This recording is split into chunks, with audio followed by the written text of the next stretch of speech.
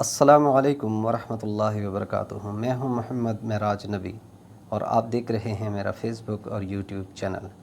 آج ہم جس حدیث کے ساتھ پیش ہوئے ہیں اس کا موضوع ہے ذکر۔ اللہم صلی علی محمد وعلی آل محمد کما صلیت علی ابراہیم وعلی آل ابراہیم انک حمید مجید۔ اللہم بارک علی محمد وعلی آل محمد کما بارکت علی ابراہیم وعلی آل ابراہیم انک حمید مجید۔ نبی اکرم صلی اللہ علیہ وسلم کا ارشاد ہے کہ دو خصلتیں ایسی ہیں کہ جو مسلمان ان کا اہتمام کر لے جنت میں داخل ہو، اور دونوں بہت معمولی چیزیں ہیں مگر ان پر عمل کرنے والا بہت کم ہیں۔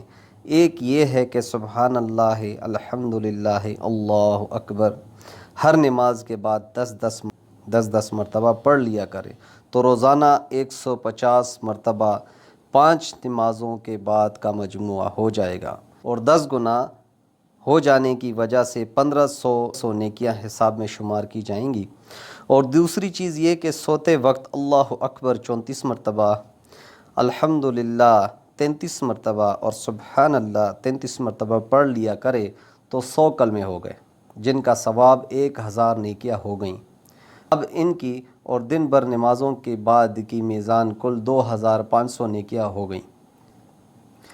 بھلا اعمال تولنے کے وقت 2500 برائیاں روزانہ کس کی ہوں گی جو ان پر غالب آ جائے؟ بندہ ناچیز کہتا ہے صحابہ کرام رضی اللہ تعالیٰ عنہ اجمعین میں اگرچہ ایسا کوئی نہ ہوگا جس کی 2500 برائیاں روزانہ ہوں، مگر اس زمانے میں اگر لوگوں کی بدعمالیاں روزانہ کی اس سے بھی بدرجہ زائد ہیں، لیکن نبی اکرم صلی اللہ علیہ وسلم نے اپنی شفقت سے برائیوں پر نیکیوں کی غالب آ جانے کا نسخہ ارشاد فرما دیا۔ عمل کرنا نہ کرنا بیمار کا کام ہے۔